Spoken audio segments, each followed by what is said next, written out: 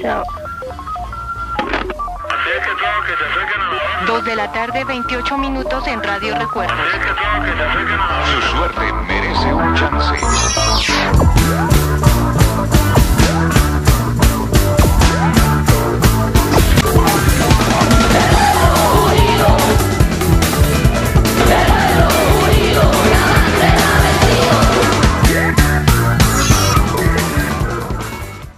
Muchas gracias, Manuel. Ahora continuamos con Héctor Hernández, un chiquillo de Chile.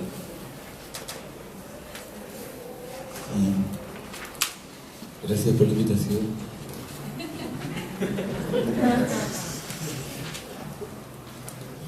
Discúlpenme. Voy a leer una parte, depende de cómo me vaya sintiendo,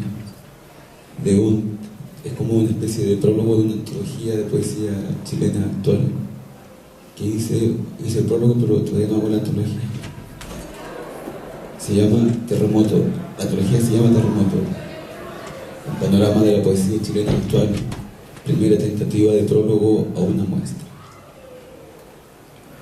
Cuando uno dice poesía y a su lado va un adjetivo como chilena, joven, femenina, académica, entre muchos otros, debiera señalar, porque nunca se entiende, que no es la poesía la que padece ese calificativo, sino justamente hace referencia a los sujetos que la escriben, y ese remarque nunca es casual, pues en esa adjetivización suele esconderse, con pluma y garra, un estilete político que solo se vislumbra al contraponer estas obras en un marco o campo cultural específico, para que su generalidad subrayada sea un llamado de atención y una señal de alarma para leer corpus anómalos, negados, sobrecodificados o clara y llanamente institucionalizados. Con esta breve anotación me permito entonces abrir una mirada a un panorama de la poesía chilena actual, o dicho de la manera antes expuesta, escrita por poetas chilenos. Nótese que el plural gramatical hace referencia al femenino expósito, en un espacio de tiempo que podría ceñir desde el golpe militar hasta el día de hoy. Sobre esta misma datación, no quiero dejar de señalar que esta línea histórica e imaginaria la he pensado en una tripartición político-social. Esto es, que desde 1973 hasta ahora creo ver 3 segmentos históricos que me servirán para contextualizar de mejor manera las obras que aparecerán en esa muestra. La dictadura militar fue el gesto más sangriento y desolador que tengamos recuerdo los chilenos del siglo pasado y este. En ella, el arrebato a los derechos personales y colectivos fue el paso inicial para un genocidio real y simbólico, del cual aún no se curan las heridas. Pensando que este texto será leído principalmente por extranjeros, me permito señalar las fechas con mayor precisión. Esto es, desde 1973 hasta 1989. Mucho se ha escrito sobre este negro periodo de la historia chilena y todavía demasiado poco, pero solo quiero señalar que la palabra clave será libertad. Es importante remarcar un fenómeno que aún no ha sido muy indagado, y es la privatización que se hizo de las industrias y empresas del Estado chileno, pues será la llave para que un nuevo sector civil se enriquezca y expanda sus negocios, por lo cual la dictadura ya no le sirve como carta de presentación comercial en el proceso de globalización, y por eso genera y pacta un negocio democrático para que la centro derecha y luego la centro izquierda o el socialismo neoliberal gobierne en un marco institucional de derecho y el mercado se abra de manera brutal para todos.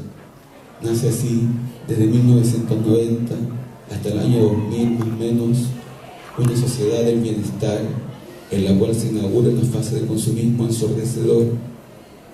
Lo que en dictadura fue el puntapié inicial del neoliberalismo, acá en esta época, la postdictadura, se consuma como triunfo capitalista. La sociedad chilena promedio se endeuda y el nivel de vida, entre comillas, mejora. La tecnología, la computación y telefonía son una de las áreas que más crecen, junto con las universidades privadas. Todos estos sectores emanan de los mismos empresarios, militares y Opus Dei que se adueñaron del Estado chileno. No hay recambio, son los mismos nombres, los mismos negocios. En este feliz país de juguetes, como diría Gamben, este era el cuadro hasta cuando la caída de las Torres Gemelas devolvió el sentido de catástrofe y tragedia que se había hecho olvidar desde la dictadura. Nuevamente, muertos, cadáveres, gente llorando, buscando a sus seres queridos, aparecían en la televisión o como tema global. El mundo entero enjuiciaba a los responsables que el Estado norteamericano culpó, a los talibanes y por extensión a los pueblos árabes. De manera personal creo en la tesis del autoatentado como un modo de legalizar la invasión a países de Medio Oriente tras la búsqueda del petróleo. Desde ese momento se expandió por todo el mundo una ola de terror, de paranoia y de pánico. Ese fue el inicio de la hiperdictadura, triplicar los sistemas de control, los presupuestos para fuerzas especiales de las policías mundiales. Se trabajó en una vigilancia, pero que en realidad resultó ser una concretización del hipercontrol total y de la disminución de las autonomías y derechos personales, del resguardo de esta seguridad, en la cual tanto los estados mundiales como sus aparatos policiales se empeñaron. En Chile, el fenómeno se ve de manera ejemplar. Se llenó la ciudad de cámaras de seguridad, se endurecieron las leyes con respecto a los gustos individuales y se inventaron dos nuevos enemigos internos, la delincuencia y los terroristas mapuches. Me excuso por extenderme en el paréntesis político en este texto sobre literatura, pero creo necesario este panorama, pues justamente ha sido la experiencia literaria, y en especial la poética, la que más ha dado señales de alarma sobre estos fenómenos históricos, pero sin darse cuenta o sin saber cuáles eran sus implicaciones. Chile, en su trágica historia, ha sido un proyecto piloto para poscolonialismos y sus respectivos experimentos económicos, tecnológicos y ecológicos. Y quizá sea ese sentido de lo experimental como clima social una de las razones por las cuales su literatura ha tenido ese matiz mayoritariamente, ya sea desde inicios del siglo pasado, con autores como Pablo de Roca, que ya bramaba contra la bestia fascista, o Vicente Huidobro, que veía por sus propios ojos el nacimiento de la globalización, y de ahí en adelante hasta llegar a un Raúl Zurita o un José Ángel Cuevas, que de manera absolutamente distinta retrataron la tragedia patria de la dictadura, o una Carmen Berenguer o un Antonio Silva, que denunciaron el comienzo del milenio con sus fascismos camuflados y convertidos en fobias sociales, y de ahí hasta las más nuevas generaciones, donde aparece un Pablo Paredes o un Diego Ramírez, los cuales, además de ser testigos de esta triple partición histórica, han enarbolado sus poéticas colectivas como un llamado a las armas de la rebeldía, del deseo y de la honestidad. Esa es la mitad del texto, pero creo que lo voy a dejar hasta ahí porque ahí está bien, ¿no? O leo. ¿Sí? Ahí. Gracias. No está, son dos paginitas. Una nueva forma de escribir se inaugura a fines de los años 70, y ahí está el cruce del escenario político de censura institucional, represión y del yo, y una presencia que definitivamente marcó una cicatriz en la poesía chilena hasta hoy, y fue la entrada de una serie de escrituras teóricas que llegaban de mano en mano, en las cuales se analizaba el poder, los totalitarismos del signo, la representación y la indagación en el propio sujeto como obra de arte. Empezaban a circular de manera tránsfuga autores como Deleuze, Foucault, Blanchot, Kristeva, Derrida, Guattari, Barthes. Este gesto crítico sirvió de alguna manera para problematizar el lastre lárico, panfletario o situacionista de ciertas escrituras que en dicha época ejercían autoridad y señorío.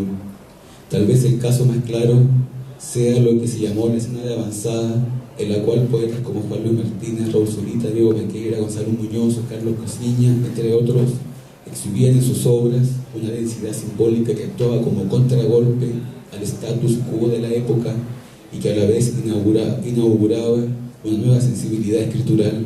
también compartida por narradores como Diana Miraltit y Pedro Lemebel, quien será tiempo después uno de los mejores cronistas de dicha época. Paulo de Yolí y Rodrigo Lira son dos casos insólitos dentro de la poesía chilena, pues sus obras son sumamente delirantes, pero alejadas de las tendencias más visibles de la época. Otros dos autores llamativos son José Ángel Cuevas y Bruno Vidal, unidos por un mismo desgarro político, pero separados por la misma marcha. En todos estos poetas que escribieron en dictadura, la libertad aparece como utopía, como estrategia textual y como una poética de vida, en la cual aún pareciera leerse la consigna poesía o muerte.